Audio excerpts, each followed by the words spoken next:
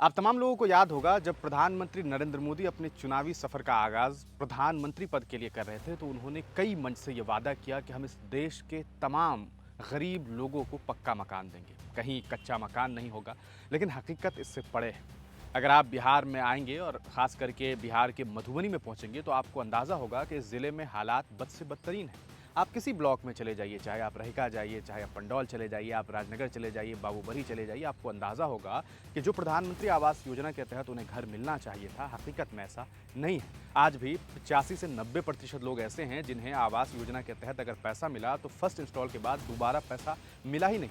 किसी ने अपने घर का लिंटल तक का काम करवाया तो कोई कहा सकता है अभी सही कर रहा था, अपने घर को बनाने की प्रक्रिया को शुरू किया तो दोबारा उन्हें पेमेंट नहीं मिला और आज तक उनका घर नहीं बन सका। ये बताता है कि किस तरीके से प्रधानमंत्री आवास योजना बहुत हद तक विफल रहा है और इस विफलता के लिए कौन जिम्मेदार है? कहीं ना कहीं केंद्र सरकार और राज्य सरकार। बिहार में विधानसभा का चुनाव बस 2 हफ्तों के बाद है और इस बार बिहार की जनता इस मूड में है कि वो हिसाब लेगी। हिसाब इसलिए क्योंकि जो वादे किए गए, जो दावे किए गए, दर हकीकत ज़मीन पर उसकी कोई सच्चाई नहीं है। आप कहीं भी जाकर के देखिए, आप पंडौल के अलग अलग क्षेत्र में जाइए, आप रहिका के अलग क्षेत्र में जाइए, आप राजनगर के अलग क्षेत्र में जाइए, बाबूबरी जाइए, जयनगर जाइए, फुलपरास जाइए, आपको अंदाज़ा होगा कि ज़िले के लगभग 10 विधानसभा क्षेत्र में हालात यही है। लोगों को प्रधानमंत्री आवास योजना के तहत अगर पैसा मिला भी तो उसमें दलाल, उसमें बिचौलियों ने इतना पैसा ले लिया कि उस पैसे से एक अच्छा खासा काम किया जा सकता था। हकीकत यह है कि आज पूरा बिहार भ्रष्टाचार से लिप्त है और इसका सीधा खामियाजा लोगों ने भुगता है। लेकिन बिहार इस बार जवाब देने के लिए तैयार है